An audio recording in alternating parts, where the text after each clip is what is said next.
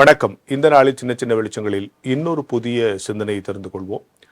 சமீபத்தில் மீஞ்சூர் பகுதியில் இருக்கக்கூடிய வியாபாரிகள் சங்கத்தினுடைய ஒரு விழாவிலே நான் கலந்து கொள்ள சென்றிருந்தேன்.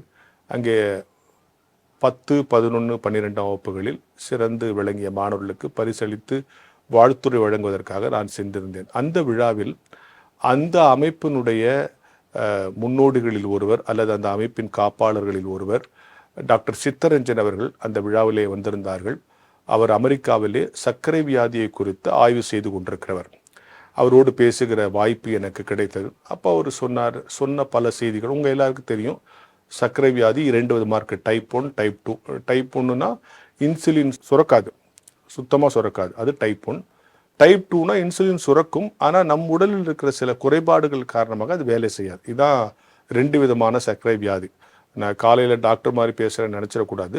கூடுதல் தகவல் என்னென்னா, இதை சொல்லி கொண்டிருந்த சித்தரஞ்சன் சார் அவர்கள் கடைசியாக சொன்ன ஒரு அழகான மகிழ்ச்சியான செய்தி. நிறைய ஆய்வுகள் போயிட்டுருக்கு சார், அவையெல்லாம் சக்ஸஸ்ஃபுல்லாக இருக்குது.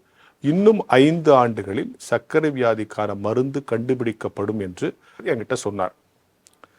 இதை என்னுடைய நண்பர் ஒருத்தர் ஆஸ்பத்திரியில் அட்மிட் ஆகியிருந்தார். அவர் டிஸ்சார்ஜ் ஆகிட்டார்.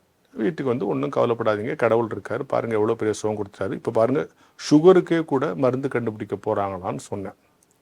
ஆனால் நீங்கள் கடவுளுக்கு நன்றி செலுத்துங்க அப்படின்னோடனே அவர் என்கிட்ட கேட்டார், 1 மாதமாக நான் ஆஸ்பத்திரியில் இருந்தேன், டாக்டருங்க தான் எனக்கு ட்ரீட்மெண்ட் கொடுத்தாங்க, அவங்க சொல்கிற மருந்தை தான் சாப்பிட்டேன், அவங்க சொல்கிற டயட்டை தான் சாப்பிட்டேன், அவங்க தான் என்னென்ன பண்ணணும், எப்படி சாப்பிட்ணும், எப்படி எல்லாம் சொல்லி கொடுத்தாங்க, நான் ஏன் கடவுளுக்கு நன்றி செலுத்தணும் அப்படின்னாரு.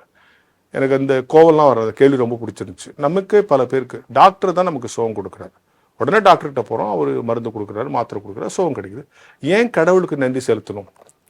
இதுக்கு நான் பதில் சொல்கிறத விட ஒரு டாக்டரே பதில் சொன்னால் நல்லாயிருக்கும்ல. ஒரு டாக்டர்கிட்ட கேட்டார், டாக்டர் எல்லாரும் அப்படி நினைக்கிறாங்க, நீங்கள் என்ன டாக்டர் வந்து நீங்கள் தான் சுகம் கொடுக்குறீங்க, கடவுளோட நீங்கள் பெரிய ஆளுன்னு நினைக்கிறாங்க, கடவுளுக்கு ஏன் நன்றி சொல்லணும்னு சில பேர் கேட்குறாங்களே டாக்டர்னு. இப்போ அந்த டாக்டர் ஒரு அருமையான பதில் சொன்னார். கரெக்டு தான், அவங்கள பொறுத்த வரைக்கும் ஒரு வியாதி வந்தோன்னு ஒரு பயம் வந்துடுது, கவலை வந்துடுது, ஓடி வர்றாங்க. நாங்கள் ட்ரீட்மெண்ட் கொடுக்குறோம், ஏன்னா எந்த நோய்க்கு என்ன சிம்டம் அப்படின்னு எங்களுக்கு தெரியும், அதுக்கு நாங்கள் படிச்சிருக்கிறோம், அவங்க சொல்கிறத வச்சு ட்ரீட்மெண்ட் கொடுக்குறோம். ஆனால் நீங்கள் ஒன்று கவனிங்க, ஒரு ஆளுக்கு ஆப்ரேஷன் பண்ணணும் அப்படின்னா நாங்கள் இப்படி அறுத்து இந்த இடத்துல இந்த நரம்பு இருக்கும், இந்த நரம்பு இருக்கும்னு படிச்சிடறோம். இந்த இடத்துல இந்த நரம்பு இருக்கும், இது இப்படி இயங்கும், இது இப்படி இயங்கும், இது இப்படி பண்ணால் இப்படி ஆகணும்னு படிக்கிறோம். ஏன்னா உலகத்தில் இருக்கிற எல்லா மனிதனுக்கும் அதே மாதிரி தான் உடம்பு இருக்கும், அதே நரம்பு தான், அதே எலும்பு தான் இருக்கும். ஒருவேளை கடவுள் ஒவ்வொருத்தருக்கும் ஒவ்வொரு மாதிரி வச்சுருந்தான்னு வச்சுங்க, நான் அறுத்தும் பிரயோஜனம் கிடையாது, நான் படித்தும் பிரயோஜனம் கிடையாது. ஒரே மாதிரி படைத்து விட்டு அவைகளை ட்ரீட் பண்ணுகிற அறிவையும் எங்களுக்கு கொடுத்துருக்கிறாரே, அங்கே தான் கடவுளுடைய பங்களிப்பு இருக்குது. தட் இஸ் காட்ஸ் ரோல் அப்படின்னு சொன்னார். எவ்வளோ அற்புதம் இல்லை? சொல்லணும்னா இப்போ ஆப்ரேஷன் பண்ணுறாங்க, எனக்கு ஆப்ரேஷன் பண்ணி இந்த இடத்துல அறுத்தாலும் என்ன இருக்குதோ அதே தான் எல்லாருக்கும் இருக்கும் இல்லையா? ஒவ்வொருத்தருக்கும் ஒவ்வொரு மாதிரி இருந்துச்சுன்னு வச்சுங்க, ஒவ்வொருத்தருக்கும் ஒருத்தர் படிக்க முடியுமா? எனவே ஒரே மாதிரி படைத்து அந்த படைப்பின் அடையாளங்களில் என்னென்ன பிரச்சனை வருதோ அதெல்லாம் கண்டுபிடிக்கிற மருத்துவருக்கு அறிவு கொடுத்தது. இந்த 2ம் கடவுள் செயல். இந்த செயலால் தான் நான் கடவுளுக்கு நன்றி செலுத்த வேண்டும். நல்ல மருத்துவரை கொடுத்தீர்கள். பரம வைத்தியராக நீர் இருந்தாலும் அந்த பரம வைத்தியர் இந்த உலக வைத்தியர்களுக்கு ஞானத்தை கொடுத்து எனக்கு சுகம் கொடுத்தீரே, அதற்காக நன்றி சொல்ல வேண்டும் என்கிற ஞான வெளிச்சத்தோடு இந்த நாளை தொடங்கும்.